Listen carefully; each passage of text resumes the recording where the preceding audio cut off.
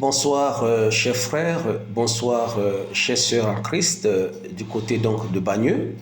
Je suis le modérateur Cyril Lévesque de la méthode, premier responsable de la communauté Immaculée Conception. Avant tout propos, je voudrais vous présenter toutes mes excuses pour mon absence physique avec vous pendant cette période de la Pentecôte. Je vous demande pardon pour mon absence indépendante de ma volonté. Que Dieu vous bénisse, que Dieu vous garde. Je voudrais dire merci au Père Curé et à toute son équipe qui m'ont fait confiance en m'invitant pour prendre part à cette grande activité qui marque l'histoire de l'Église. Il s'agit du Cénacle. Et j'ai la lourde responsabilité de vous conduire sur un thème qui m'a été proposé, tiré donc des Actes des Apôtres. Ils furent tous remplis du Saint-Esprit. est le thème sur lequel j'aimerais articuler ma connaissance et partager mon expérience biblique avec vous. Quand le jour de la Pentecôte arriva, ils étaient tous ensemble au même endroit. Tout à coup, il vint du ciel un bruit comme celui d'un vent violent qui remplit toute la maison où ils étaient assis. Des langues qui semblaient de feu leur apparurent, séparées les unes des autres, et elles se posèrent sur chacun d'eux. Ils furent tous remplis du Saint-Esprit. Parole du Seigneur. Nous rendons grâce à Dieu. Au nom du Père et du Fils et du Saint-Esprit. Amen. Alors, bien-aimés frères, bien-aimées sœurs, le jour de la Pentecôte. La Pentecôte était une fête juive observée 50 jours après la Pâque. Elle célébrait donc les premières récoltes de la moisson du blé. Dans les rituels juifs de cette époque, la première gemme extraite de la récolte d'orge était présentée à Dieu à la Pâque. Mais à la Pentecôte, c'était les premières récoltes de la moisson du blé qui étaient présentées à Dieu. Par conséquent, la Pentecôte est appelée le moment des premières récoltes, en Nombre, chapitre 28, le verset 26. Alors, la tradition juive enseignait également que la Pentecôte marquait le jour où la loi avait été donnée à Israël. Les Juifs appelaient parfois la Pentecôte Nzeman Matan. Nzeman Matan, Torah ou l'époque du don de la loi. Alors, dis à ton frère, dis à ta soeur, assieds-toi bien et écoute ceci. Alors, Israël reçut la loi le jour de la Pentecôte de l'Ancien Testament. L'Église reçoit pleinement l'Esprit de grâce le jour de la Pentecôte du Nouveau Testament. C'était la plus fréquentée des grandes fêtes de la moisson, des conditions de voyage qui étaient les meilleures. Il n'y avait pas, frères et sœurs, à Jérusalem, de rassemblement plus cosmopolite que celui-ci. Comprenez un peu. Alors, quand nous entrons en Lévitique, chapitre 23, le verset 15 au verset 22, rapporte que les instructions originelles pour la célébration de la Pentecôte, il dit que 2 pains au levain devaient être agités devant l'Éternel pour le sacrificateur de la célébration. Vous comprenez un peu? Alors, n'y avait-il pas 2 pains? C'était une question qu'on se posait. Non. Seulement Israël qui était le peuple de Dieu, sera sauvé. Mais la multitude des non-juifs tournera vers le Seigneur Jésus-Christ. Quand le jour de la Pentecôte arriva, dis à ton frère, dis à ta soeur, quand le jour où la Pentecôte arriva, on était maintenant le 10e jour après l'ascension de Jésus au ciel. Acte chapitre 1, le verset 3. Et depuis que Jésus leur avait donné d'attendre la venue du Saint-Esprit, les disciples n'étaient pas étrangers à la personne et à l'œuvre du Saint-Esprit. Les disciples n'étaient pas étrangers à la personne et à l'œuvre du Saint-Esprit. Les disciples ont vu le Saint-Esprit continuellement à l'œuvre dans le ministère de Jésus. Mais peut-être que certainement, ils ne savaient pas comment recevoir cet esprit. Les disciples ont fait l'expérience de la puissance de l'esprit à un certain degré lorsqu'ils sont partis servir Dieu. En Luc chapitre 10, le verset 1 au verset 20. Les disciples ont entendu Jésus promettre une nouvelle œuvre à venir du Saint-Esprit. En Jean chapitre 14, le verset 15 au verset 18. Les disciples ont reçu le Saint-Esprit d'une manière nouvelle. Après que Jésus a accompli son œuvre sur la croix et institué la nouvelle alliance par son sang, en Jean chapitre 20, le verset 19 au verset 23. Alors, bien-aimés frères, bien-aimés sœurs, les disciples ont entendu Jésus leur ordonner d'attendre le baptême promis du Saint-Esprit. N'oublions pas que dans l'évangile de Jean, Jésus dira à ses disciples, il faudrait que je parte vers le Père, car si je ne retourne pas vers le Père, vous n'aurez pas l'Esprit qui va vous donner la vérité. Alors Jésus promet d'envoyer le Saint-Esprit, qui allait les remplir d'une puissance pour être les témoins. C'est-à-dire que lorsque nous recevons le Saint-Esprit, la première mission d'un chrétien, la première mission d'un disciple, c'est d'être témoin de l'évangile. En Actes chapitre 1, le verset 4, verset 5. Ils ont attendu à ce que le jour de la Pentecôte arrive. Ils auraient dû attendre un autre jour, mais la Pentecôte était un grand événement. Donc ils attendent ce jour-là pour que la Pentecôte arrive. Mais ils ne savaient pas à l'avance combien de temps ils allaient devoir attendre. Ils ne savaient pas combien de temps ils devaient attendre. Mais il fallait attendre. Dis à ton frère, dis à ta soeur, il faut attendre. Dis à ton frère, dis à ta soeur, il faut attendre. Ils auraient facilement, bien-aimés frères, pu penser que cela allait arriver le même après-midi. Mais non, du jour de l'ascension. Ils ont cru que le jour où Jésus montera au ciel, c'est ce même jour que le Saint-Esprit descendra. Or, pour recevoir le Saint-Esprit, il faut une préparation pour recevoir le Saint-Esprit. Ils se sont dit peut-être que c'est 3 jours ou 7 jours après que le Saint-Esprit viendra. Mais le Saint-Esprit, il dure attendre, les disciples ont dû attendre 10 jours complets. 10 jours complets, jusqu'à ce que le jour de la Pentecôte arrive. Quand nous entrons dans l'Ancien Testament et que nous méditons Jérémie 42, le verset 7, il est dit, serait peut-être le seul précédent, vous comprenez un peu, scriptuaire à cela. Alors, au bout de 10 jours, la parole de l'Éternel fut adressée à Jérémie.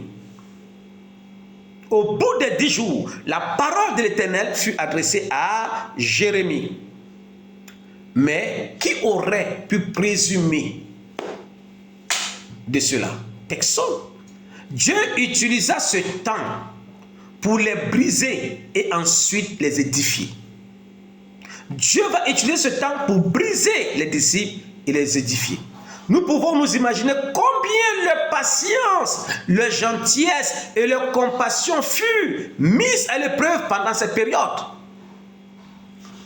Oh là là, néanmoins, ils restèrent tous ensemble. Et c'est là qu'on découvre, voici ce passage nous enseigne sur le don du Saint-Esprit. Et quand ils vont recevoir l'effusion du Saint-Esprit, ils vont recevoir le don du Saint-Esprit. Le don du Saint-Esprit est promis. Le don du Saint-Esprit vaut la peine qu'on l'attende. Qu'on l'attende. Oui, frères et sœurs, vous qui m'écoutez, depuis Bagneux, vous les fidèles, venus un peu de partout, en train de me suivre par la magie des Blancs. Le don du Saint-Esprit vient selon sa volonté. Oui, souvent pas selon nos attentes. Le don du Saint-Esprit peut venir non seulement sur des individus, mais aussi sur des groupes. Vous pouvez voir en Actes chapitre 2, le verset 4, Actes chapitre 4, le verset 31, Actes chapitre 10, le verset 44. Le don du Saint-Esprit est souvent donné lorsque Dieu s'occupe de la chair et qu'il y a mort du moi.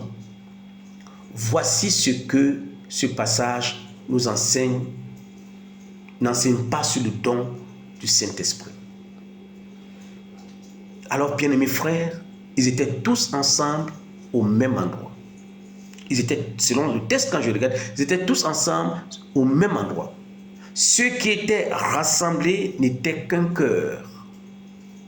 Déjà, l'expression être ensemble ici démontre l'unité avec laquelle Christ voudrait que son peuple soit uni.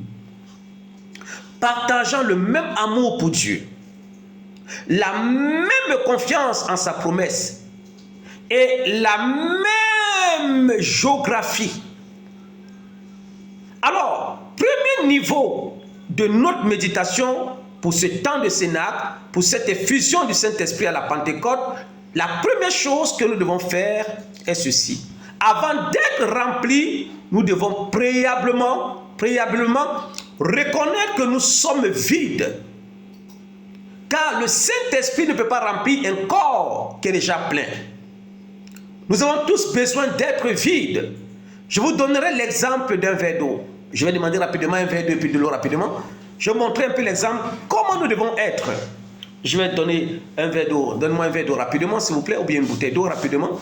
Vous montrez, pour recevoir le Saint-Esprit, il faudrait d'abord que nous soyons vides. Vides de la colère. Vides du manque d'amour.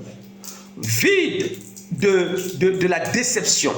Vide du mauvais sentiment, vide de tout ce qui compromet notre marche avec le Christ. Je vais un verre d'eau, s'il vous plaît. Je fais une expérience avec de l'eau. Alors, c'est exactement ce que firent ses disciples en se rassemblant pour la prière. Ils étaient vides, vides d'émotions, vides de souffrances intérieures, vides de tout mal, vides de tout péché, vide de toute condition humaine. Il fallait obligatoirement attendre la venue de l'Esprit Saint. Et voici comment nous devons être, comme ce verre. Il est vide, ce verre.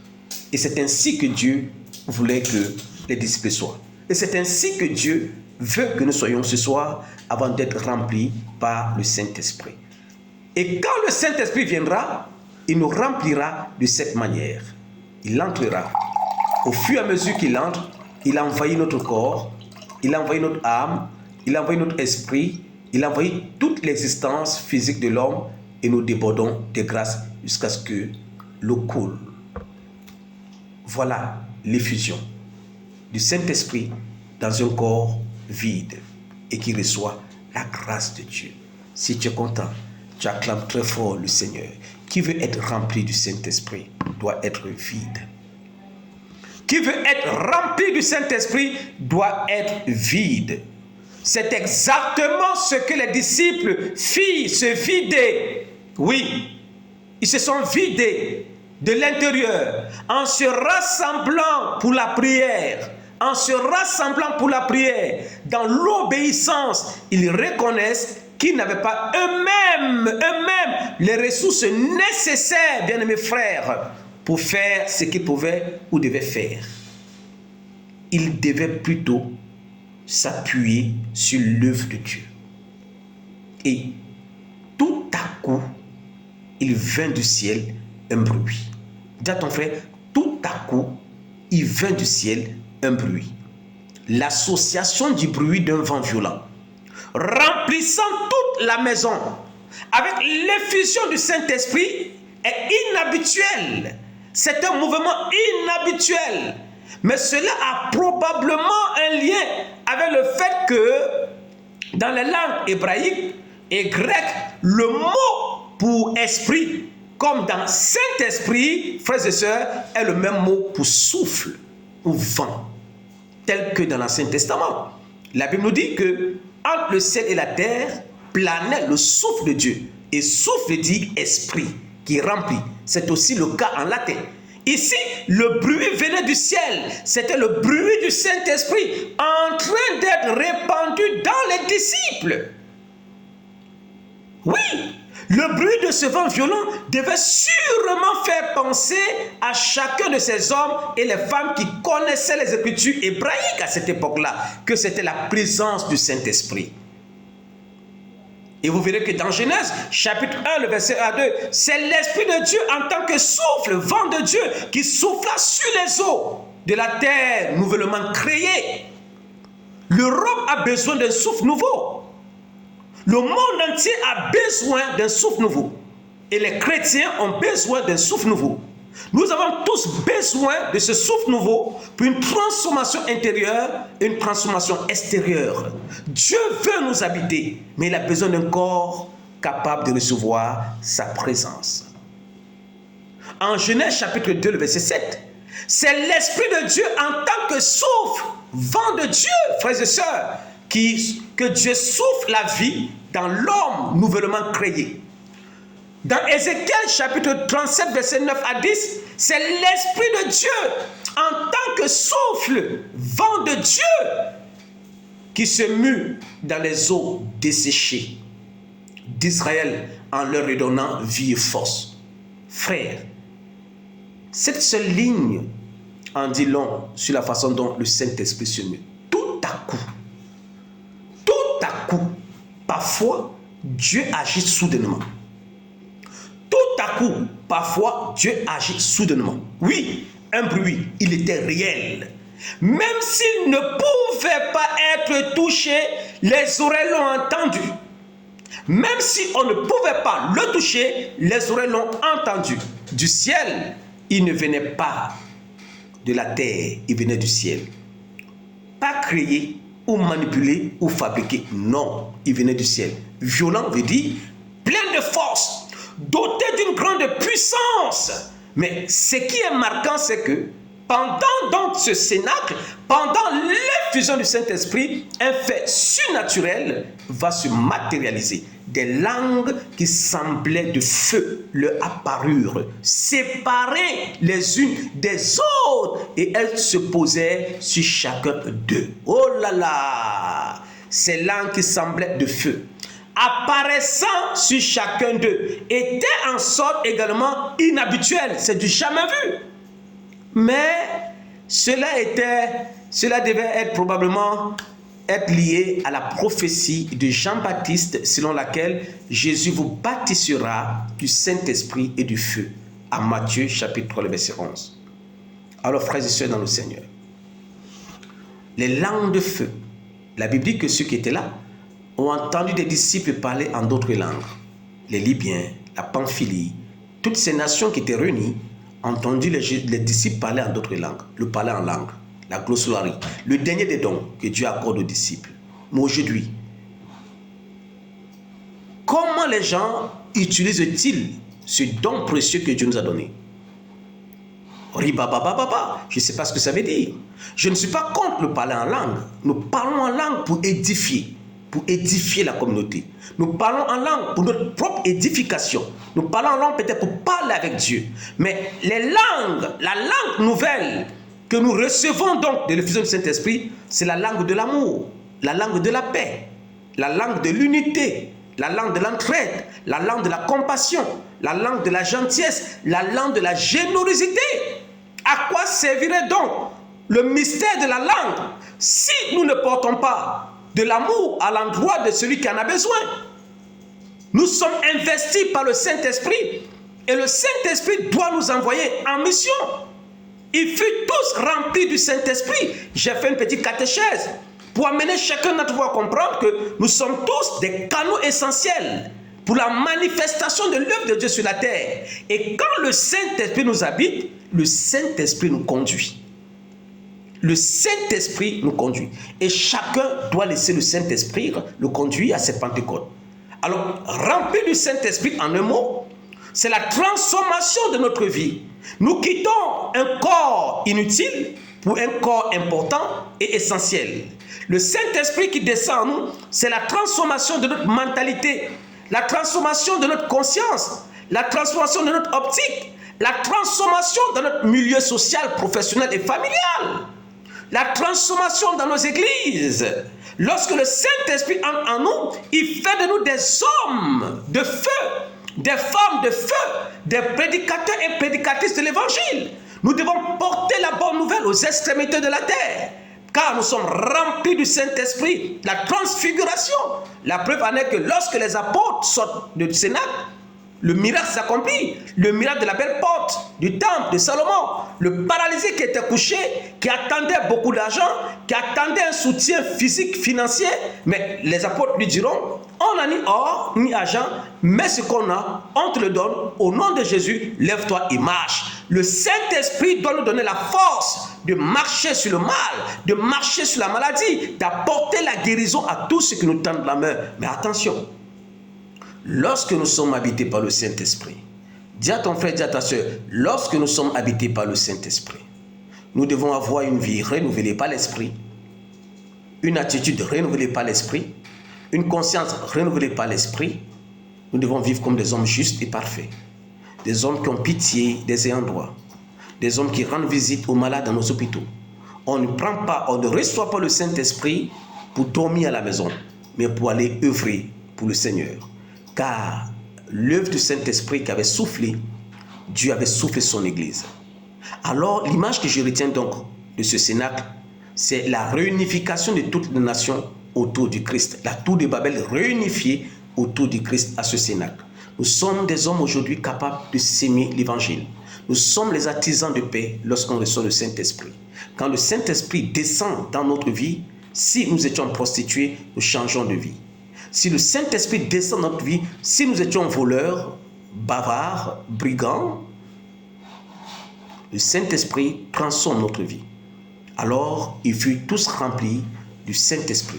Que le Saint-Esprit vous amène à vivre dans l'unité, dans la paix, dans l'attente, la convivialité. Que le Saint-Esprit fasse de vous des hommes et des femmes doux et douces, aimables, gentils, responsables, qui assument les responsabilités. Le Saint-Esprit descend sur nous pour que nous ayons une vie transformée à la lumière de l'Évangile. Au nom du Père et du Fils et du Saint-Esprit. Amen. Que Dieu vous bénisse, que Dieu vous garde, tout en espérant que bientôt, nous nous verrons physiquement à Paris et nous partagerons beaucoup d'expériences ensemble. Que la grâce et la paix reposent sur vous et que par l'intercession de Notre-Dame du Cénacle, le Seigneur vous accorde grâce et bénédiction dans vos vies. Amen. La Vierge Marie était déjà investie par le Saint-Esprit. Elle n'avait plus besoin du Saint-Esprit. Les apôtres en avaient besoin parce qu'elle avait déjà fait l'expérience de la Pentecôte. Et ce jour-là, elle va recevoir le Saint-Esprit en elle également. Que Dieu vous bénisse. Amen. Au revoir et à bientôt.